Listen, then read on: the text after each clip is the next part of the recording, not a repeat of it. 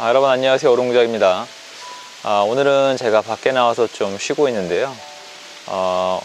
쉬다 보니까 옛날 생각나는 게 있어가지고 공유하고 싶어서 영상을 틀었습니다.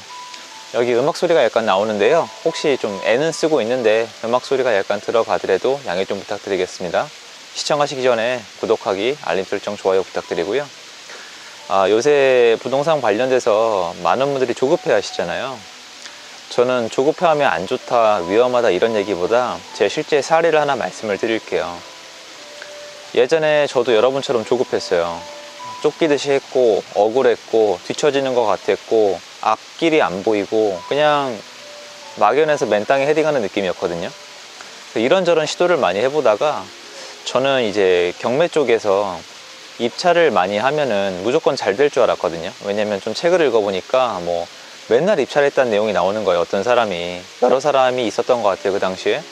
그래서 월화수목금 다 입찰했다, 전국을 돌아다녔다 이런 얘기가 있어서 나도 한번 해보자. 나도 여건이 되게 만들어 놨으니까 해보자. 그래서 한 달 동안에 제가 입찰할 수 있는 건 다 입찰했습니다. 월화수목금 법원을 찾아다니면서. 조급했죠. 사실 조급한 게 맞아요.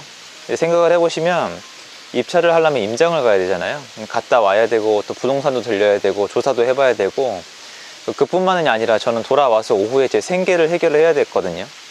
체력의 한계가 왔죠. 전국에 운전을 하고 다녀야 됐고 또 끝나자마자 급하게 서울로 와야 됐기 때문에 너무너무 힘든 일상이었죠. 그러다 이제 일이 터진 거죠. 제가 이제 지방 소도시에 있는 아파트를 임장을 갔었는데 한 달에 거의 20개 가까운 임장을 다니니까 어느 게 어느 건지 기억이 안 나는 거예요. 이게 적절량을 하면은 내가 갔다 온 아파트 동호수에서부터 향은 뭔지, 인테리어는 어떻게 돼 있는지 이런 게 다 기억이 나는데 기억이 안 나는 거예요. 그래서 다 기록을 했어요. 어쩔 수 없이. 근데 피곤하고 막 운전하고 다니니까 기록도 약간 체계적이지 못했었어요. 그래서 어떤 실수를 했었냐면 천안의 아파트 경매 물건이 24평이었는데 34평이라고 적은 거예요. 집에서 전 34평으로 알았고, 그리고 이제 자세히 몰랐기 때문에 그 동이 그 평수가 없는 동이란 것만 알았어도 상관이 없는데 저는 그것조차 안 돼서 사실은 이제 제 실수로 평수를 완전히 잘못 적었었죠. 그래서 결국에는 입찰을 34평 가격으로 써서 입찰을 했고 단독 입찰을 한 게 됐죠. 낙찰을 받았고 당연히 고가 낙찰이 됐었어요. 낙찰 받는 순간 다 계산해 보니까 1000만 원 넘게 날리겠더라고요. 되게 애꿎은 게 입찰 보증금이 제 기억이 맞다면 1150만 원 정도였고 제가 날리는 금액이 한 1000만 원 정도 됐었어요. 그러니까 날리는 금액이 한 500만 원이고 입찰 보증금이 1000만 원이면 그냥 하고, 입찰 보증금이 1000만 원인데 제가 날리는 금액이 2000만 원이면 선택이 쉽잖아요. 근데 똑같은 거예요. 그래서 천안 법원 새로 지었잖아요. 거기 나와서 하늘을 보고 한 1시간 동안 서 있었어요. 뭐가 문제였냐면 진짜 열심히 했거든요. 정말 모든 걸 걸고 열심히 했는데 돈이 날아가는 거예요. 저는 이제 부동산을 열심히 하는 거랑 잘하는 거랑 또 운이 따라주는 거랑 이런 여부는 상관이 없다는 걸 그때 알았어요. 열심히 했고 고생했고 어떤 대가를 바라는 건 제 감정이에요.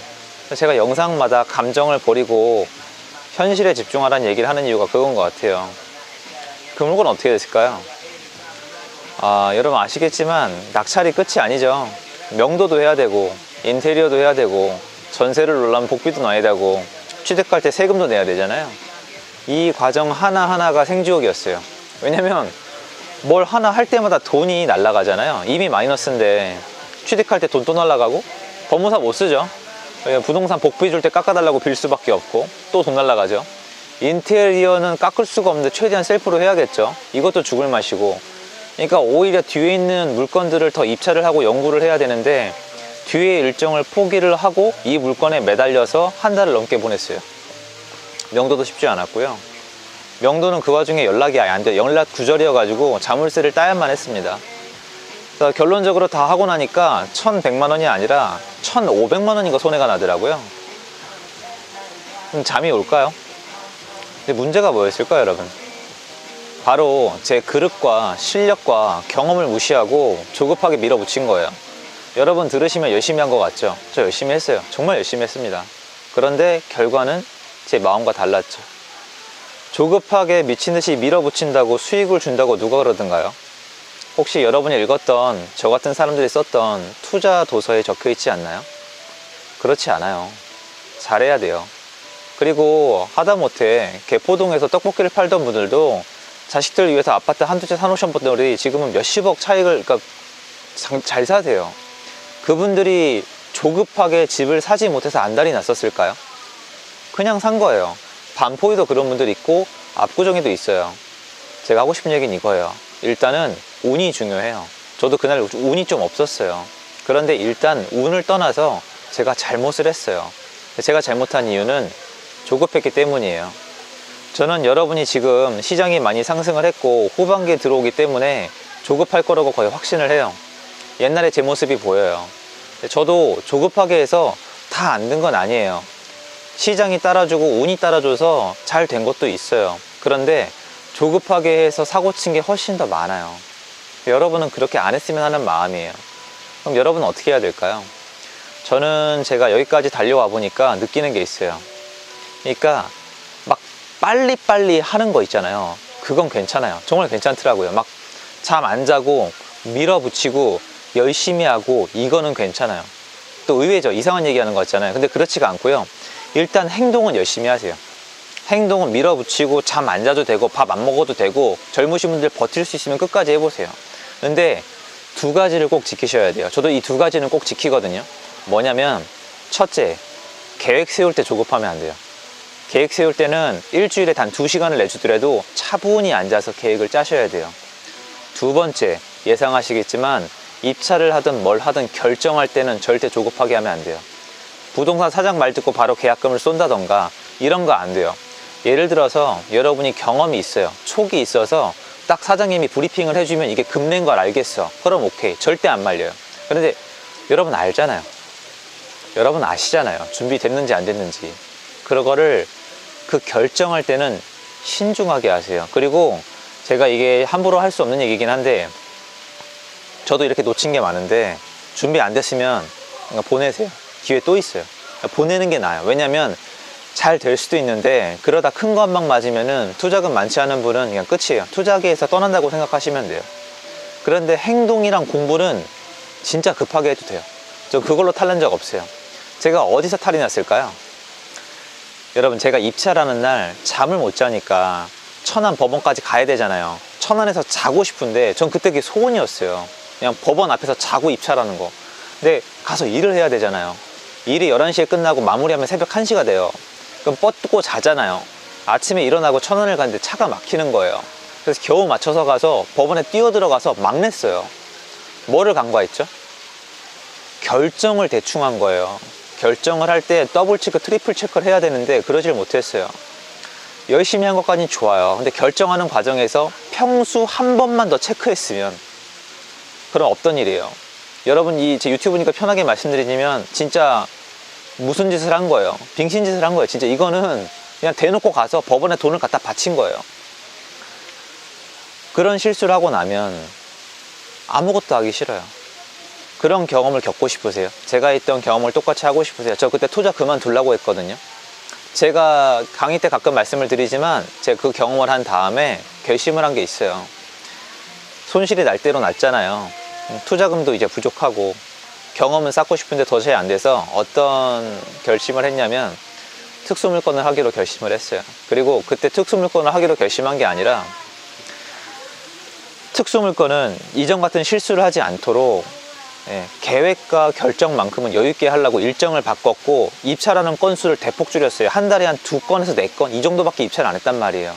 그러면 차이가 제가 알아요. 이제 계획이랑 결정만 천천히 하면은 그것만 조급하게 안 하면 할만해요. 행동은 똑같이 열심히 했어요. 그리고 하나 더, 특수물건까지 했는데 안 되면 그만두겠다고 전 결심을 했어요. 왜냐면 여러분이 어떻게 생각하시든지 간에 내 인생을 갈아 넣어서 최선을 다해서 정말 열심히 했는데 진짜 열심히 했는데 돈이 본전치기 한 것도 아니고 500이 남은 것도 아니고 마이너스 1500이 나면은 이거 생각이 들어요. 내가 지금 이게 뭐하는 짓거리인가. 그러면 여기서 포인트가 나와요. 여러분, 그 결론이 나와요. 지금 내가 뭐하는 짓거리냐고요? 말씀을 드릴게요.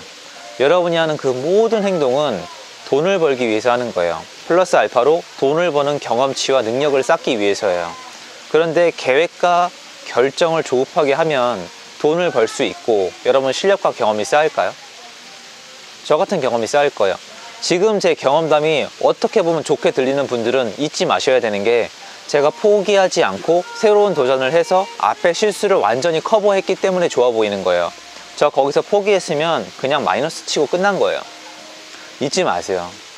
열심히 하는 거랑 조급하게 하는 건 달라요. 여러분이 생각하는 열심히 하는 거는 행동들이에요. 빨빨거리고 다니고 많이 돌아다니고 임장 많이 다니고 부동산 많이 들리고 이거저거 세세하게 비교해보고, 이건 좋아요. 근데 계획하는 시간도 없이 대충 하고 막 나가고, 결정할 때도 빨리빨리 급하게 대충 해서 운 좋으면 낙찰 되겠지 이러지 마시. 그건 아니에요. 그건 조급하게 하는 거예요. 그래서 여러분이 예전에 제가 했던 실수는 반복 안 했으면 좋겠거든요. 왜냐면 전 그때 부동산 투자 그만둘 뻔했었어요. 저 분명히 기억을 하거든요. 겨우겨우 일어섰는데, 여러분 딱 하나만, 결정할 때는 신중하게 합시다. 근데 많은 분들이 여러분의 그 결정력 있죠. 여러분의 그 결정력을 흔들라고 애를 쓸 거예요. 주변에서. 결정이 제일 어려워요. 부동산 투자가 제가 불로소득이 아니라고 하는 이유가 뭐냐면, 그 결정할 때도 힘들지만 결정에 따르는 동반되는 수반되는 그 책임과 부담감이 엄청나거든요. 그러니까 결정할 때 조심하시면 돼요. 저처럼 나중에 후회하는 짓 하지 마시고요. 예, 그렇게 하지 마세요. 근데 그러니까 구별을 하시는 겁니다. 이제부터 열심히 하는 거랑 조급하게 결정하는 건 다른 거예요. 도움 되었으면 좋겠고요. 여러분도 저처럼 이렇게 차라리 쉴 때는 쉬면서 계획도 짜고 결정할 때 좀 차분하게 하시는 게 훨씬 나아요. 저 예전에 이런 시간 하나도 없이 했거든요. 그런 결과가 나오곤 했습니다. 그러니까 여러분도 쉴 때는 좀 쉬어라. 대신에 여러분의 결정력을 항상 이렇게 좋게 유지하는 노력을 해보세요. 그러면 분명히 결실이 있을 겁니다. 오늘 영상 여기까지고요. 도움되셨으면 구독하기, 좋아요, 알림 설정 부탁드리겠습니다. 감사합니다.